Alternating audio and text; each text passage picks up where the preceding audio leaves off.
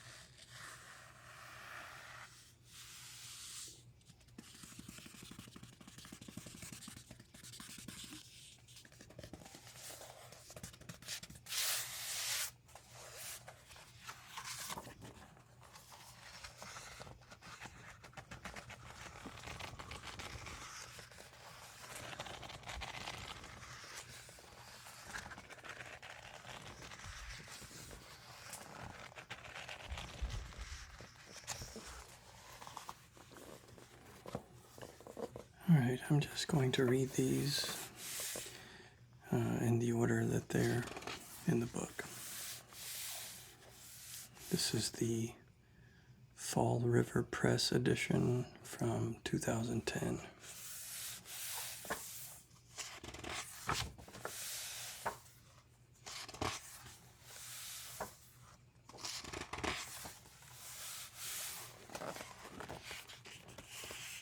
It's a nice illustration to start the book.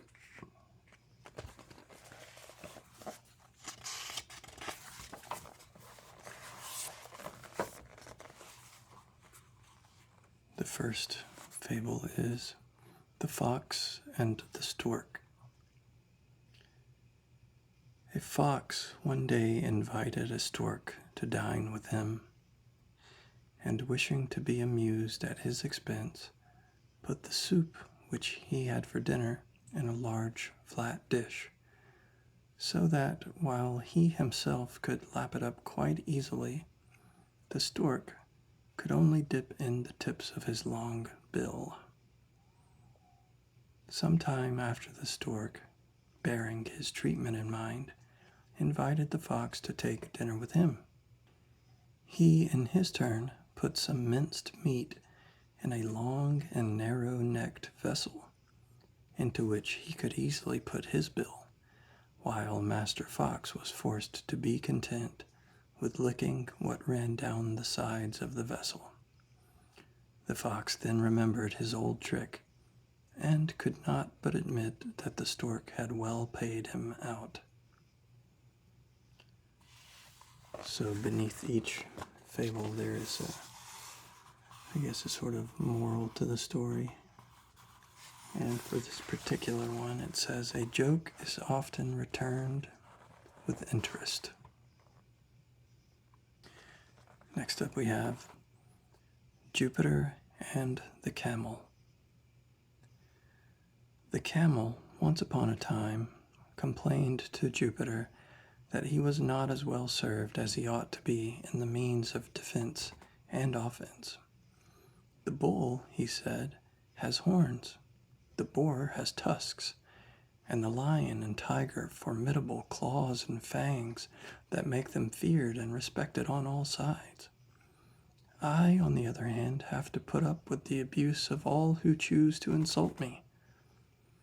Jupiter angrily told him that if he would take the trouble to think, he would see that he was given qualities shared by no other beast, and that as a punishment for his foolish complaint, his ears should be shortened.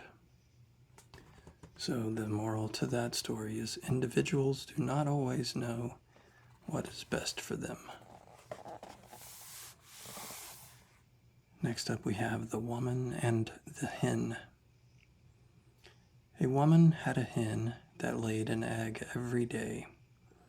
The fowl was of a superior breed, and the eggs were very fine and sold for a good price. The woman thought that by giving the hen twice as much food as she had been in the habit of giving, the bird might be brought to lay 2 eggs a day instead of 1. So the quantity of food was doubled. The hen thereupon grew very fat and stopped laying eggs altogether. And the moral of this one, figures are not always facts. Next up, The Wolf and the Lamb.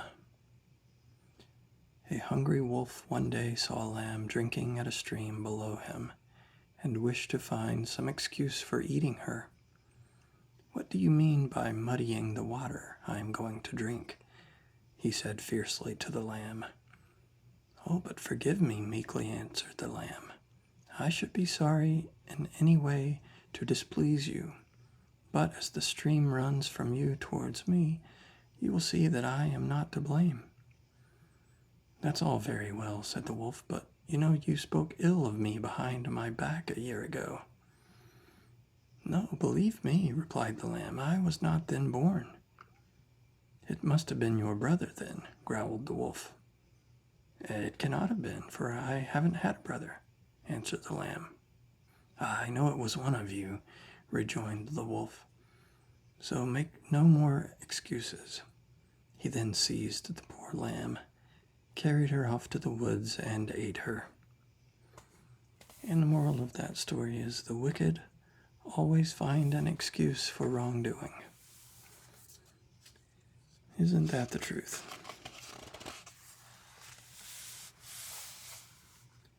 Next we have Jupiter and the Bee.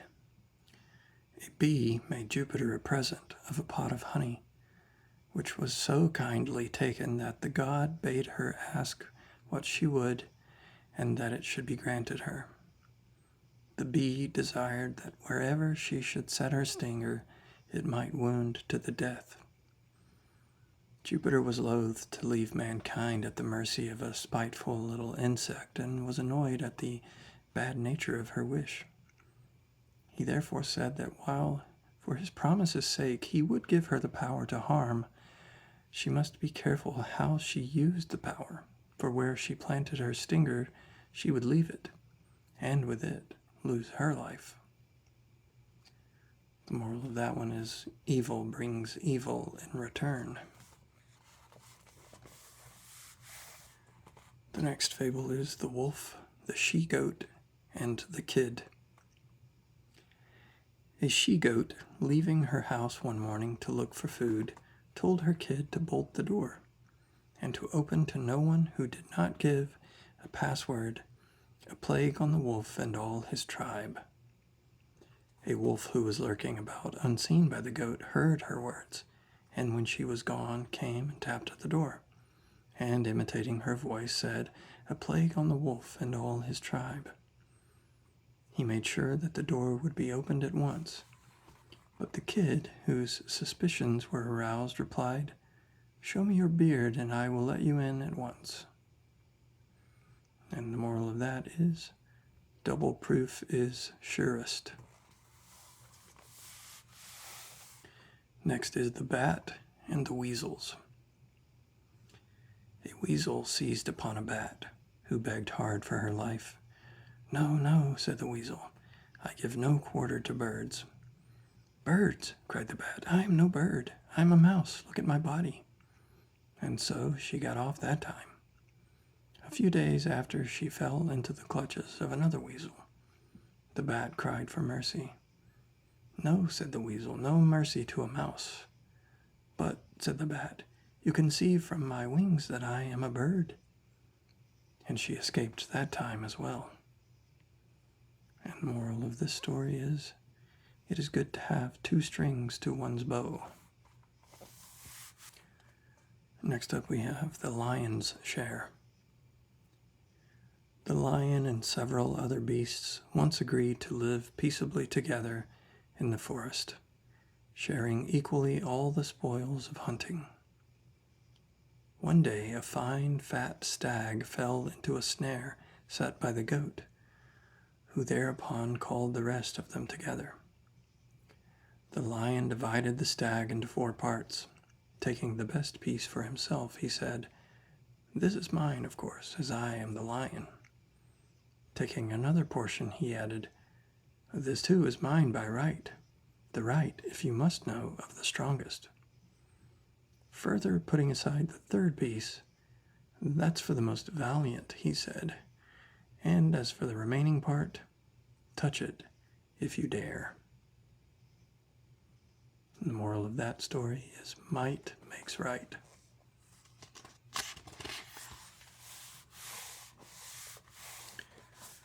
We'll do a couple more. This is the lion, the tiger, and the fox.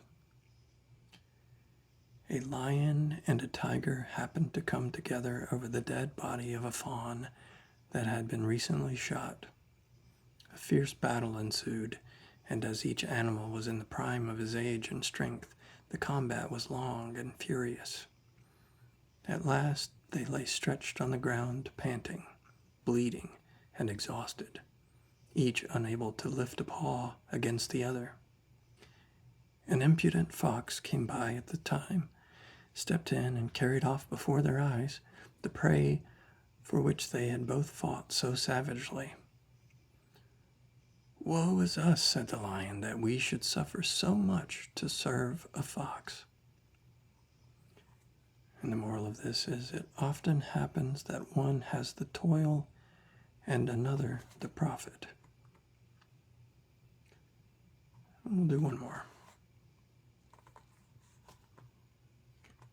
The fighting roosters. 2 roosters fought for the sovereignty of the farmyard. One was severely beaten and ran and hid himself in a hole. The conqueror flew to the top of an outhouse, there clapped his wings and crowed out, "Victory!" And just then an eagle made a swoop, seized him, and carried him off. The other, seeing this from his hiding place, came out, and shaking off the recollection of his late disgrace, strutted about among his hens with all the dignity imaginable. And the moral of that story is, bear success with moderation.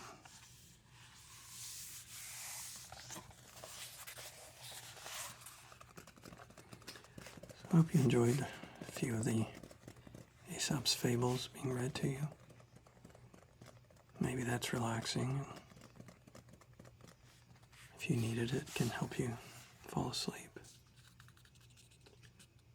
Or at the very least, hopefully, be a little less anxious.